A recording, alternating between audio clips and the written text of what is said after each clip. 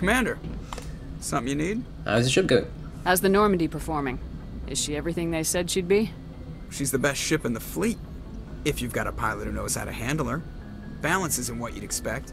Takes a while to get used to that oversized drive core we got stuffed in the back, and her power can sneak up on you if you're not careful. The Normandy's probably too much ship for your average Alliance pilot, Commander. Lucky for you, I'm anything but average. I like to know my crew. Mind if I ask you a few questions? I can see where this is going. You did a background check on me, didn't you? Well, I'll tell you the same thing I told the captain. You want me as your pilot. I'm not good. I'm not even great. I am the best damn helmsman in the Alliance fleet. Top of my class in flight school, I earned that. All those commendations in my file, I earned every single one. Those weren't given to me as charity for my disease. What are you talking about? Are you sick? You mean you didn't know? Oh, crap. Okay, I've got Vrolik syndrome, brittle bone disease. The bones in my legs never develop properly. They're basically hollow, too much force and they'll shatter. Even with crutches and my leg braces, it's hard to get around. One wrong step and crack! It's very dramatic, but I've learned to manage my condition, Commander.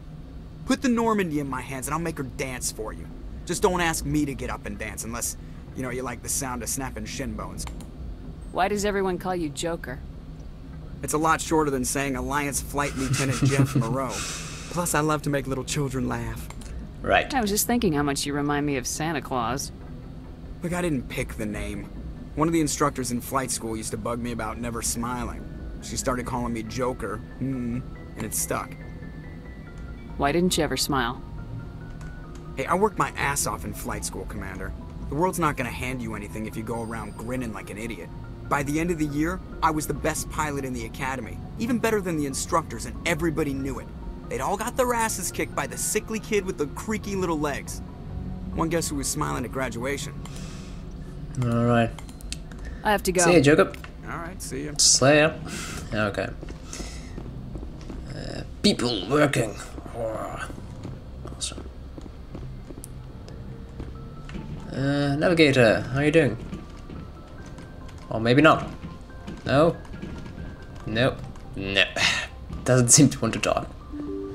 Fine by me. Right, this goes down. There's the galaxy map. Calm room. We can get a codex here. FTL communications. Pretty nifty stuff. Alright. So, both these doors go down here. First deck, crew deck. You have the doctor. Maybe chill, well, we don't really need it, but anyways. Hi, Doc. Yes, Commander? Is there something you need? How did you end up serving on an Alliance ship? I enlisted right out of med school. Earth always seemed boring to me. Too safe, too secure. I figured the colonies were teeming with exotic adventure. I wanted to travel the stars, tending the wounds of tough soldiers with piercing eyes and sensitive souls. Turns out military life isn't quite as romantic as I'd imagined. But humanity needs the Alliance if we want to keep expanding through the Traverse, and the Alliance always needs good doctors. So I stayed on to do my part. Haven't we already had this conversation? I think should go. we did. Goodbye, Commander. Alright, over here is nothing yet, so I'm not going to bother with it just yet. Okay. We have Caden. How are you doing?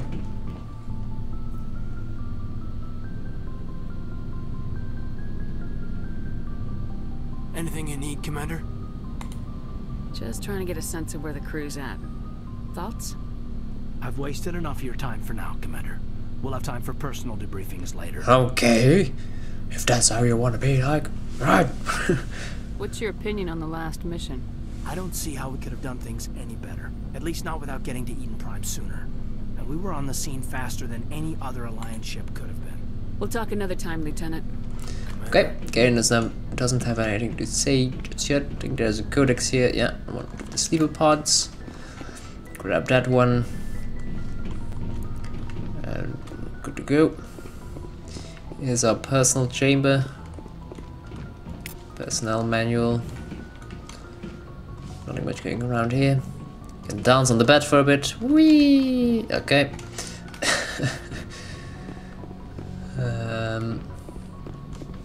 Right.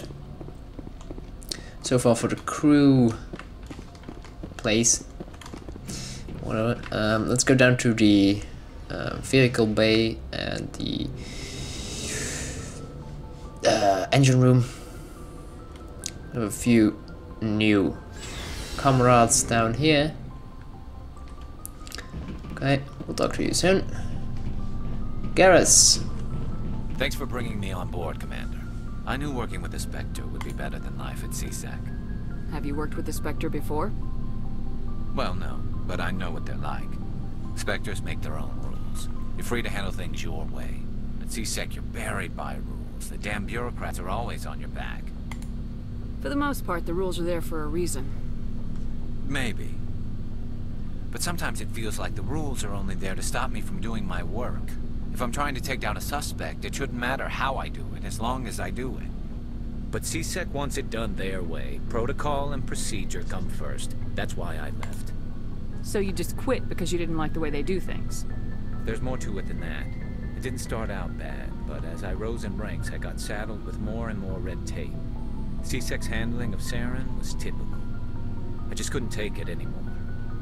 I hate leaving. I hope you made the right choice. I'd hate for you to regret it later. Well, that's sort of why I teamed up with you. It's a chance for me to get off the Citadel, see how things are done outside CSEC. Either way, I plan to make the most of this. Okay. And without CSEC headquarters looking over my shoulder, well, maybe I can get the job done my way for a change. Your way, my way, man. If getting the job done means endangering innocent people, then no. We get the job done right, not fast. Got it? I wasn't trying to... I understand, Commander. Right. Well, it's at least good that he's behind us 100%. Although maybe a little bit over-eager. Commander? How are you? What's your opinion of the last mission? Kinda wish you'd got there sooner, Commander. No offense, I appreciate the rescue. I just wish... You wish we'd been able to save the rest of your unit. Yes, ma'am. If I had been more alert, we wouldn't have been cut down by an ambush. The Geth are perfect ambushers. They don't move, they don't make noise, they don't even breathe. They have flashlight heads, ma'am. I'll make sure it doesn't happen again. Alright. Do you have a few minutes to talk? One-on-one? I'm sorry, Commander. I need to get my duties squared away. I wouldn't mind talking more later, though. Dismissed, Chief. Okay. Ma'am. Here are the lockers, so you can equip everyone. We'll do that later on. Hey, Rex. Nice ship you got, Shepard. What can I do for you? What's your story, Rex? There's no story. Uh-huh. Go ask the Quarian if you want stories. You Krogans live for centuries. Don't tell me you haven't had a few interesting adventures. Well, there was this one time the Turians almost wiped out our entire race. That was fun. I heard about that. You know, they almost did the same to us. It's not the same. It seems pretty much the same to me. So your people were infected with a genetic mutation? An infection that makes only a few in 1,000 children survive birth? And I suppose it's destroying your entire species? I suppose it isn't all the same. I don't expect you to understand, but don't compare humanity's fate with the Krogan. I was just making conversation. I wasn't trying to upset you. Your ignorance doesn't upset me, Shepard. Ouch. As for the Krogan, I gave up on them long ago. The genophage infected us, but it's not what's killing us. Are your people really dying? We're sure not getting any stronger. We're too spread out. None of us are interested in staying in our own system. Lots of species have left their homes and prospered. But they go to colonize new worlds. Well, except for the Quarians, huh? We're not settlers. We're warriors. We want to fight. So we leave. Hire ourselves out. and most of us never go back. What can you tell me about the genophage? Ask the Solarians if you want details. They made it. All I know, it makes breeding nearly impossible. Thousands die in stillbirth, and most never get that far. Every Krogan is infected, every one. And no one's rushing to find a cure. Why don't the Krogan try to find a cure? When was the last time you saw a Krogan scientist? You ask a Krogan, would he rather find a cure for the genophage or fight for credits? He'll choose fighting every time. It's just who we are, Shepard. I can't change that. Nobody can. Well, you might as well fight to find a cure, but alright. So long, Rex. Shepard. Rex, Shepard. Right, let's go talk to Tolly. And maybe, Adams. Is there no codex entry or something?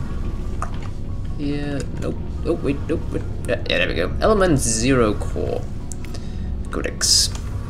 Hey, Commander, you know that Quarian, Tally? She's been spending all her time down here asking me about our engines. I'll tell her to leave you alone. What? No, she's amazing. I wish my guys were half as smart as she is. Give her a month on board and she'll know more about our engines than I do. She's got a real knack for technology, that one. I can see why you wanted her to come along. I figured she'd be a real asset to the team. You've got an eye for Tally, Commander, but I'm guessing that's not why you came down here. Oh, doggy dingies. I don't know. Have we talked about this already, actually? I don't know. Mine is a bit fuzzy about this. So let's do it anyways. Fill me in on the IES stealth system. How does it work exactly? You can't hide a ship out in space. They emit too much heat and radiation. Too easy for sensors to pick them up, unless you find a way to capture those emissions. So our stealth systems trap the energy we give off in storage sinks built into the ship itself. No emissions to give away our location. Eventually the sinks have to be vented. More than a few hours silent running and they overheat. Cook us inside our own hull. Ah, nice.